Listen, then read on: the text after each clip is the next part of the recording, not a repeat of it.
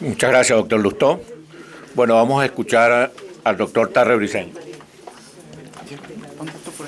¿Cómo no?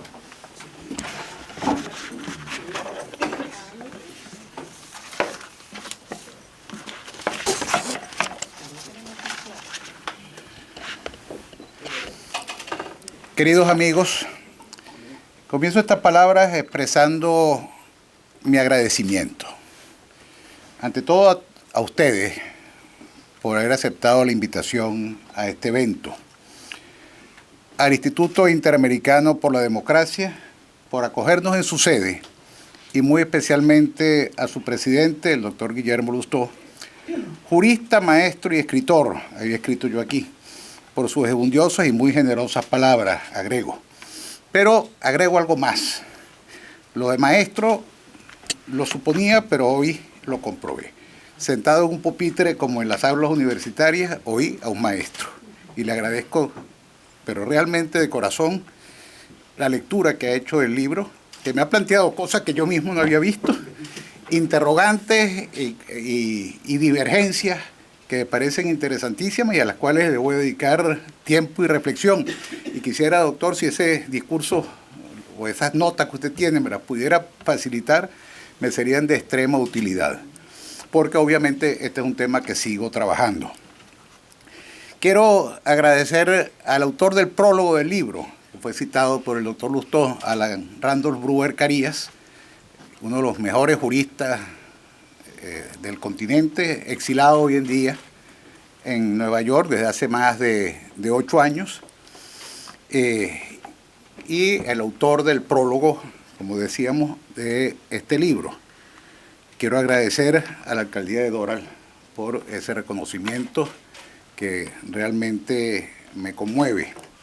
Quiero un agradecimiento muy especial a mi hermano de toda la vida, Alexis Ortiz, que es un escritor, periodista y sobre todo un luchador incansable por la democracia venezolana y que ha sido el principal promotor de este evento junto con Abel Ibarra, con José Gregorio Tobar, José Hernández, Héctor Salazar, Pedro Mena, José Gregorio Sánchez, amigos todos que han hecho posible que este encuentro se realice.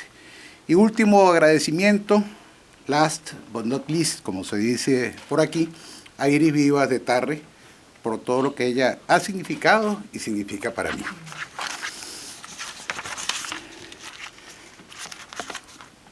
Desde la escuela, cuando cantábamos el himno nacional, siempre me llamó la atención y cantando ponía énfasis en una advertencia, cuando el himno dice, y si el despotismo levanta la voz.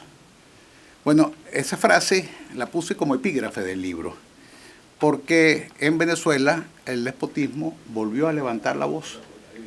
Lo que vivimos durante 40 años de democracia en Venezuela, pensábamos que eran ya épocas que estaban superadas, que eso era historia, y que el despotismo había callado para siempre. Y luego sentimos que el himno nacional, con inmensa sabiduría, mantiene esa alerta y hace esa advertencia. Cuidado con que el despotismo levante la voz como efectivamente la ha levantado. Tampoco pensé nunca cuando empecé a trabajar en este libro, que es producto de muchos años de reflexión, tanto cuando me encontraba activo en la política como siempre desde el aula universitaria, nunca pensé que al enumerar todas las violaciones a los derechos humanos, todas las violaciones a la Constitución, todo el irrespeto al Estado del Derecho, iba yo mismo a ser víctima de ese poder arbitrario y autoritario. Acusaciones tan inverosímiles como infundadas me obligaron a salir de Venezuela, ya hace 9 meses. No pude asistir a la presentación original de este libro, que estaba prevista para unos días después de mi salida, que se propuso y se realizó en ausencia del autor, con unas palabras muy, muy hermosas del padre Luis Ugalde, que es una de las conciencias morales con las que cuenta Venezuela. Pero nunca me imaginé entonces que el caso Gustavo Tarre terminaría siendo uno más de la larga lista de violaciones al Estado del Derecho que en este libro se reseñan. Son muchos los venezolanos que han sido víctimas de la conculcación del principio de la separación de los poderes en aquella otrora tierra de gracia, como la bautizó Cristóbal Colón.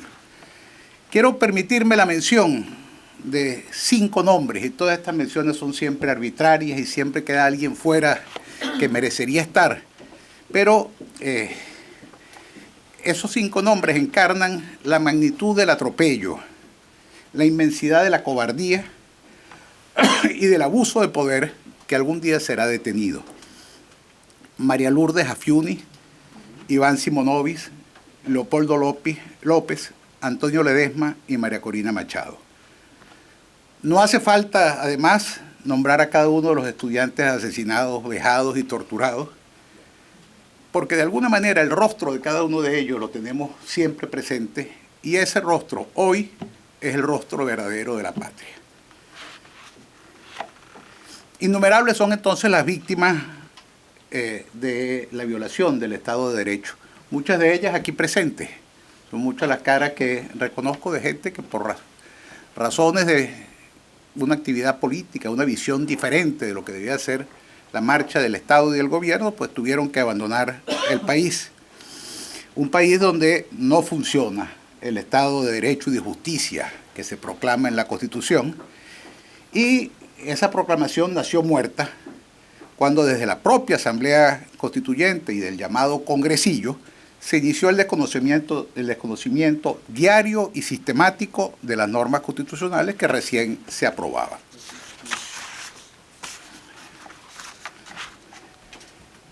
¿Qué decía el barón de Montesquieu cuando, en El espíritu de las leyes? Decía que todo hombre que detenta el poder y ejerce el poder tiende a abusar. Es como una especie de ley de hierro. Así es la naturaleza humana.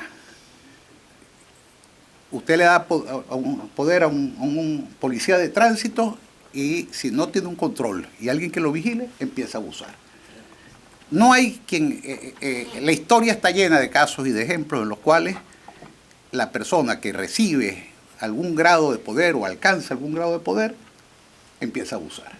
Entonces, si esa es la naturaleza humana y si lo que se busca es preservar la libertad, hay que buscar los mecanismos para impedir que el abuso ocurra. Para lo cual, y es el título del libro, se requiere que el poder detenga al poder. Que le pouvoir arrête le pouvoir, decía Montesquieu. Y bueno, ese es el objeto del libro. Para Montesquieu, la forma era la separación de los poderes. Si el poder político lo fraccionamos en base a las funciones que normalmente cumplía el Estado en el siglo XVIII, la función legislativa, la función ejecutiva, la función judicial, colocamos esos poderes en cabezas distintas, les damos autonomía. Bueno, si una rama del poder intenta abusar, la otra o las otras se encargarán de detenerlo. Y de esa manera, el poder detenido no puede abusar. Esa es la idea central, la enunció Montesquieu, tenía una inspiración que ya don Guillermo recogió al mencionar el pensamiento de John Locke y los ensayos sobre el gobierno civil, pero en torno a esas palabras se ha construido el derecho constitucional moderno. La primera parte y la presentación del doctor Lustó me ahorra mucho de lo que yo pudiera decir. La primera parte del libro se refiere a los antecedentes, bueno, remontándonos a la antigüedad, luego cómo en la evolución del pensamiento jurídico se va concretando, luego cómo Montesquieu escribe su texto famosísimo, y luego pasamos a la Constitución de los Estados Unidos, donde están los famosos check and balances, pesos y contrapesos. Es decir, si un poder intenta abusar, el contrapeso del otro restablece el equilibrio. Recuerda Lustó en sus palabras cómo la Corte Suprema de Justicia de los Estados Unidos ha ejercido esa función. Pero vemos también cómo en los otros poderes eso ocurre. El Senado de los Estados Unidos, que incluso precisamente por el temor al abuso de las mayorías, los senadores no son electos por 2 años, como son electos los representantes, y que en consecuencia se renueva la totalidad de la Cámara y la volubilidad de la política puede dar una transformación completa. El Senado se renueva por tercios y los senadores duran 6 años en sus funciones. Y en consecuencia andan en tiempos distintos las dos cámaras, y el Senado se ha constituido en una barrera en defensa del orden constitucional, quizás no tan importante como la Corte Suprema, pero que ha tenido momentos históricamente fundamentales. Hay un caso que muchas veces, que en Venezuela no se recordó suficientemente, quizás para no comparar a Hugo Chávez con Franklin Roosevelt. Pero Roosevelt intentó, cuando una corte conservadora se oponía a la legislación que implantó el New Deal, bueno, lo que se le ocurrió a Roosevelt fue aumentar el número de magistrados. El Senado estaba integrado fundamentalmente por senadores del Partido Demócrata, con una mayoría que era aplastante, elegidos precisamente en la ola que llevó a Roosevelt a su segunda elección. Bueno, y entonces Roosevelt decide, bueno, ya que la Corte me está anulando disposiciones que para mí son fundamentales, la salida que tengo es modificar el número de los magistrados y lograr que con esa modificación, yo que soy el encargado de designar y el Senado que está conmigo, que es el encargado de autorizar las designaciones, pasamos y controlamos la Corte. De esa manera el poder dejaría de tener al poder, porque estaría todo en manos de Roosevelt. Bueno, y ese Senado demócrata derrotó al presidente demócrata. Y la modificación que Roosevelt propuso no pudo darse porque el Senado de los Estados Unidos detuvo al poder. No era un poder cualquiera. Yo simpatizo con la inmensa mayoría de las normas que Roosevelt propiciaba. Posiblemente los senadores, la mayoría de esos senadores también simpatizaba con esas normas, pero se daban cuenta que si quitaban el freno, el poder se iba a desbocar, aún en manos de un demócrata como Franklin Roosevelt, aún en manos de una persona que evidentemente no tenía un talante autoritario, pero la tentación del abuso estaba allí y el Senado lo detuvo. En Venezuela, como en ninguna parte del mundo, hubo en la historia una coincidencia entre la realidad y la norma. Lo que hemos estudiado Derecho sabemos que esa tensión es permanente. Y ni en Suiza, ni en Suecia, ni en Noruega alguien puede agarrar la ley y ver la realidad y decir coinciden perfectamente. Eso no se da. Lo que sí ocurre es que hay países en los cuales normalmente, mayoritariamente, las leyes se cumplen, y hay países en los cuales las leyes se cumplen poco o no se cumplen nunca. Bueno, en Venezuela durante muchísimos años, décadas, siglos, no había mayor coincidencia entre la norma y la realidad. Hay aquella famosa frase que el ministro del Interior le decía al presidente Monagas, cuando el presidente Monagas le pregunta al ministro, Monagas era un general, el ministro Sanabria era un abogado, y le dice, ministro, ¿y eso que estamos estudiando no es violatorio de la Constitución? Y el ministro le dice, general, la Constitución da para todo. Bueno, esa anécdota de nuestra historia configura eso que hemos llamado las constituciones de papel, que algunos pensadores venezolanos han llamado las repúblicas aéreas, repúblicas que están por allá arriba, pero que en la realidad nunca se ven. Uno de mis predecesores en la Cátedra de Derecho Constitucional de la Universidad Central de Venezuela, el doctor Caracciolo Parra, daba clases en época de Juan Vicente Gómez. Y bueno, cuando hablaba de teoría constitucional, Parra era un hombre muy, muy brillante y todo el mundo seguía los razonamientos. Pero cuando entraba a analizar la realidad venezolana y sobre todo el cumplimiento de los derechos de los venezolanos, decía, entramos ahora al curso de mitología. Era una ironía de alguien que estaba obligado a enseñar derecho constitucional en un país en el cual la Constitución era de papel. La Constitución de 1961, que Guillermo dice que a mí me gusta, bueno, en realidad a quien lea el libro se dará cuenta pues que eso no es un invento del doctor Lustó. En realidad para mí fue una gran Constitución. Una Constitución que fue producto de la reflexión, que tuvo una característica para mí fundamental.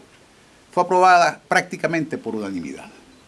Hubo votos salvados en relación a partes muy específicas, de la Constitución, pero puntos casi de detalle. Se puede decir sin exagerar que esa Constitución fue producto de un consenso nacional, que es como deben ser las constituciones. Es decir, hacer una Constitución es un proceso de negociación. No puede ser el proceso de imposición que una mayoría ejerce en relación a una minoría. La Constitución de Filadelfia en los Estados Unidos es el resultado de un largo compromiso, una larga sucesión de compromisos entre quienes querían una cosa y querían otra, y terminan saliendo instituciones que no se explicarían si no se estudiaban los dos puntos de partida controvertibles. Pongo un solo ejemplo.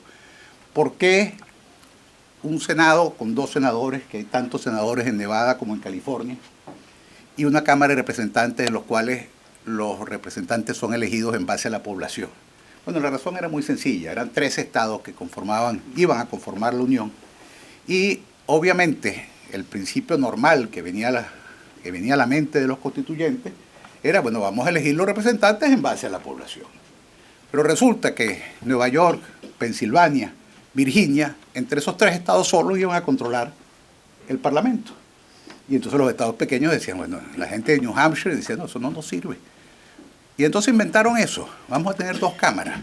Una cámara en la cual los estados están representados de manera paritaria y otra en base a la población. Y tenemos que todos los estados tienen 2 senadores, pero pueden haber 35, 40 representantes de California y 3 o 4 de Utah. Bueno, ¿cómo se llega a eso? Que luego ha sido producto de grandes teorías. El federalismo moderno no se explica sin el análisis del Senado de los Estados Unidos. Pero bueno, se llega a eso porque una gente que quería entenderse y que dijeron, bueno, vamos a inventar una fórmula con la cual todos podamos estar de acuerdo. Y así ocurre con muchas de las instituciones de la Constitución norteamericana. Incluso cuando no podían ponerse de acuerdo, lo que hacían era diferir el tema. Y ustedes ven que el Bill of Rights fue aprobado después que fue sancionada la Constitución, y que el tema de la esclavitud buscaron pasarlo por debajo de la mesa, porque si lo discutían, pues no había unión. Entonces, ese tipo de mecanismo de alguna manera funcionó en Venezuela en 1961. La comisión que redactó la Constitución estuvo copresidida por Raúl León y Rafael Caldera. Fíjense la casualidad, el segundo y el tercer presidente de la era democrática venezolana. Rafael Caldera tuvo un peso muy, muy grande por ser él un constitucionalista. Y el resultado de esa Constitución es, para mí, una Constitución modelo. Tiene, hasta desde el punto de vista del idioma, que es una de las grandes fallas de la Constitución actual. Quienes lean la Constitución venezolana se darán cuenta que eso es redactado por unos semianalfabetas.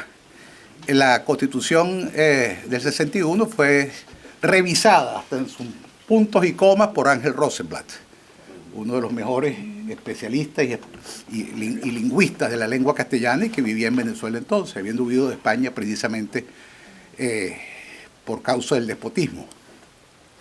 Entonces, teníamos una Constitución, una vida democrática que tenía sin duda alguna grandes fallas, pero se iba caminando hacia un equilibrio de poderes, hacia un respeto, a un respeto de las libertades. Y no estoy hablando desde el comienzo, y podrían ustedes con muy legítima fundamentación decir, bueno, pero se violó los derechos de fulano, a fulano lo maltrataron, lo tuvieron preso, lo torturaron, todas esas cosas ocurrían. Pero vean ustedes que quienes asesinaron a Jorge Rodríguez, al padre del actual alcalde de Caracas, hace muy poquito tiempo salieron de la cárcel. Y el fiscal general de la República, el doctor José Ramón Medina, persiguió a estos funcionarios policiales del gobierno y los llevó a tribunal y los condenó por homicidio. Bueno, el caso más extremo es que la Corte Suprema de Justicia de Venezuela, en una decisión que se puede compartir o no en cuanto a sus consecuencias, inició un juicio que fue el origen de la renuncia de Carlos Andrés Pérez a la presidencia de la República. Eso solo lo puede hacer un órgano supremo con absoluta y total independencia. Bueno, y eso ocurrió en la Venezuela de 1961. En Venezuela el sol de la libertad va a brillar nuevamente, de eso no tengo ninguna duda. Y hay que establecer todos los mecanismos imaginables, todos los pesos y todos los contrapesos, para que la tentación del abuso no vuelva a convertirse en una realidad. Si ya esta experiencia tiene que enseñarnos mucho, de que el cuidado tiene que ser muy especial. Y para ello, contamos con lo mejor del pensamiento jurídico venezolano. Son muchos los profesores de Derecho Público, algunos de los cuales fueron alumnos míos, muchos de ellos muy jóvenes, que están estudiando, que están en Venezuela, están estudiando el derecho, la historia constitucional, las tendencias modernas del constitucionalismo,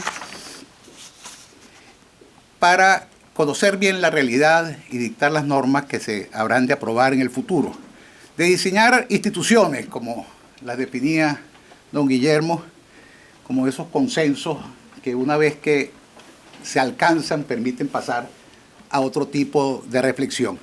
Pero lo que importa es que esas instituciones garanticen la libertad. Y en eso se está trabajando, y no puedo dejar de hacer un reconocimiento a los abogados venezolanos. No solamente están pensando en la constitución del futuro, sino que miles de ellos, no exagero con la palabra miles, están todos los días en los tribunales, en las cárceles, en los centros de detención, en la fiscalía, defendiendo a los jóvenes y a veces a gente no tan joven, que todos los días arriesga su vida en defensa de la libertad y combatiendo esta satrapía que nos gobierna. Afortunadamente, y esto lo digo porque el doctor Lustó hizo una mención de un nombre, son muy poquitos los juristas de verdad, que han hipotecado o vendido su pluma en defensa del autoritarismo. El nombre que citó el doctor Lustó no lo voy a repetir, pero se cuentan esos juristas con los dedos de una mano, y la autora que yo cito en el libro y que Guillermo recogió, ocurre que es la suegra de Rafael Ramírez y ha sido abogada de PDVSA durante más de 10 años, con unos honorarios que no son exactamente modestos. Bachilleres mujiquitas, como los llamaba Rómulo Gallegos, obsecuentes, sobran. Leguleyos y leguleyas del horror, no como se hablaba en Alemania de los juristas del horror. Los nuestros no son juristas, son unos leguleyos. Eso abundan y los vemos. La fiscal Harrington, que está en la lista de las últimas sanciones de los Estados Unidos, y tantos otros jueces y fiscales, empezando por las dos presidentas del Tribunal Supremo de Justicia. Bueno, eso abunda. Ahora, la calidad jurídica no está presente. Los juristas de verdad en Venezuela, en una inmensa mayoría, no están de acuerdo ni avalan ni con sus escritos ni con sus voces lo que en Venezuela ocurre. Ahora, contamos en Venezuela con equipos humanos de primerísima calidad formadas en los mejores centros de enseñanza del mundo, que están trabajando y deben empeñarse deben empezar a trabajar en el diseño de un país nuevo. Porque requerimos de un Estado fuerte que busque alcanzar la igualdad sin sacrificar la libertad. Porque muchas veces se dice, bueno, que es preferible un Estado eficiente, aunque eso implique atropellar un poquito la libertad, y no, bueno, el desbarajuste, el desorden, la anarquía, en nombre de los derechos humanos. Bueno, la búsqueda de ese equilibrio es algo esencial. Eduardo Frei, que fue presidente de Chile, decía, si me dan a escoger entre la libertad y el pan, escojo la libertad para seguir luchando por el pan. Porque si uno escoge esos supuestos bienes que en el futuro nos van a llegar a todos, sabemos en primer lugar que no llegan. Fueron generaciones y generaciones de habitantes de lo que fue la Unión Soviética que se quedaron esperando los beneficios del socialismo real, y esos beneficios nunca llegaron, o llegaron de una forma tan limitada que no valía la pena tanto sacrificio, tanta muerte, tanta tortura, tanta represión. Y claro, cuando hablamos de socialismo, Guillermo, nos estamos refiriendo, cuando yo hablo de ese socialismo, al socialismo que llamaban en Europa el socialismo real. Es decir, el de los países de la cortina de hierro, el de la Unión Soviética, el de China, el de Vietnam, el de Cuba. Es decir, los socialdemócratas escandinavos, españoles, franceses, belgas, holandeses, austríacos, pues evidentemente no entran para nada en esa crítica que hacemos. Y quizás usamos la expresión un poco obstinados por el socialismo del siglo XXI, que nos hace olvidar los matices, y es bueno recordar que no todo socialista es malo. Porque a veces tenemos una tentación que es grave, pues uno la siente en Venezuela, que como el socialismo del siglo XXI es horrible, todo socialismo es horrible, y eso sabemos muy bien que no es verdad. Lo que sí sabemos es que hay unos derechos individuales que son inalienables. Thomas Jefferson lo decía muy claro en la Declaración de Independencia de los Estados Unidos, que no pueden ser conculcados en aras de una sociedad bajo ningún pretexto y bajo ninguna forma. Esos derechos no pueden ser una enunciación programática que aparecen allí como aparecen en todas las constituciones de América Latina. En las 27 constituciones de Venezuela están esa larga lista de derechos que son palabras en el aire. El reconocimiento de los derechos debe ir acompañado de mecanismos institucionales para su protección y efectiva realización. Se tiene que garantizar el derecho a disentir. Nadie puede verse perjudicado por sus opiniones políticas. La existencia de un derecho internacional humanitario es fundamental. La Corte Interamericana de Derechos Humanos. Todo el sistema interamericano de derechos humanos es algo esencial siempre y cuando llegara a cumplirse. Y esa es la tragedia de la OEA, es la tragedia de estos mecanismos que tienen una visión extremadamente clara de lo que ocurre en Venezuela, pero que no mueven un dedo a la hora de actuar en contra de un gobierno. Los poderes públicos tienen que estar separados. Es muy posible, y esto es toda la revisión de la teoría de la separación de poderes, que aquella distinción entre ejecutivo, legislativo y judicial de alguna forma se vaya superando como está siendo efectivamente superada. Hay ahorita en los Estados Unidos discusiones interesantísimas de cómo todo el derecho administrativo es inconstitucional. El profesor Hamburger, por ejemplo, tiene un libro extraordinario sobre esa materia diciendo que el Estado está legislando, es decir, el Ejecutivo legisla. Y que todo eso es lo que llamamos nosotros reglamentos, son leyes, y que esas leyes son contrarias a la Constitución, que da el monopolio de la legislación al Congreso. Entonces, todas estas cosas están ocurriendo y nos obliga a pensar. Ahora, para mí lo interesante de la separación de los poderes no está en ejecutivo, legislativo y judicial, está de que un poder detenga a otro poder. En la democracia moderna uno empieza a observar que el punto está entre gobierno y oposición. El equilibrio está en que la oposición tenga suficiente poder para detener al gobierno cuando el gobierno abuse. Y esto implica el reconocimiento a los derechos de la oposición, esto implica las garantías a la oposición, esto implica la alternabilidad en el ejercicio del mando. Y claro, estos gobiernos que con pretensión fundacional tienen que tener la propensión a durar más de la cuenta.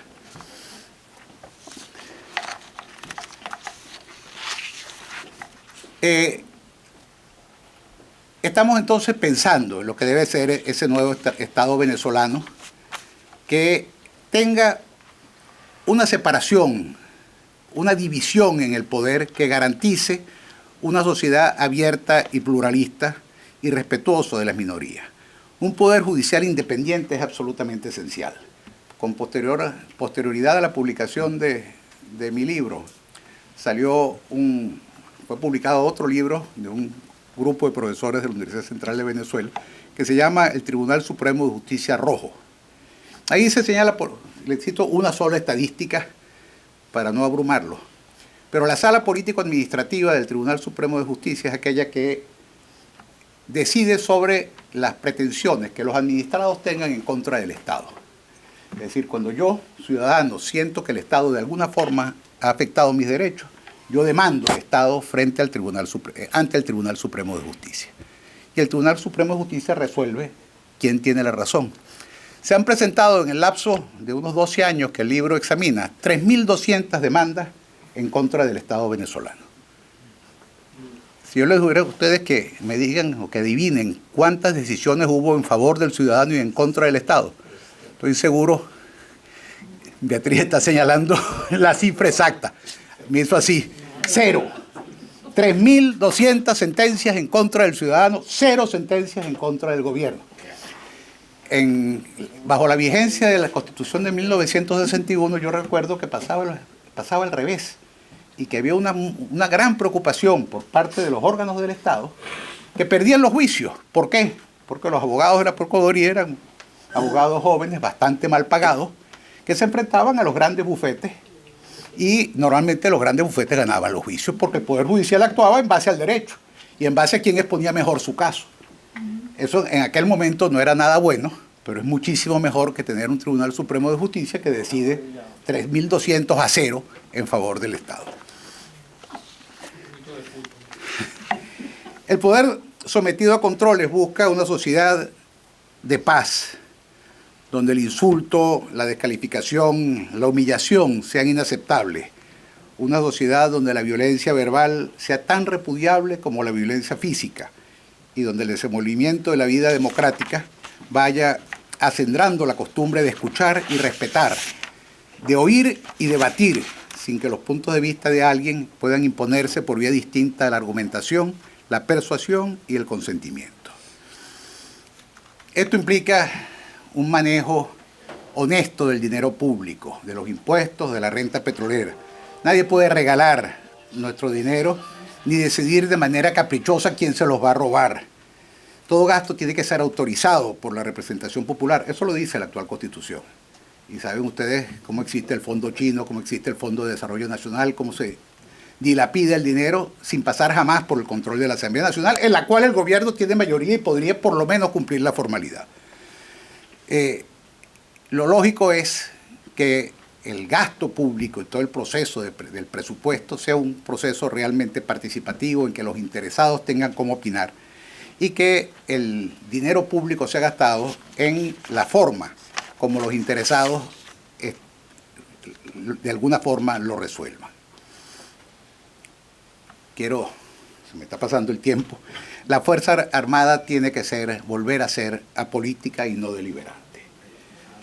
Debe adaptarse en su tamaño y organicidad a las misiones que se le definan.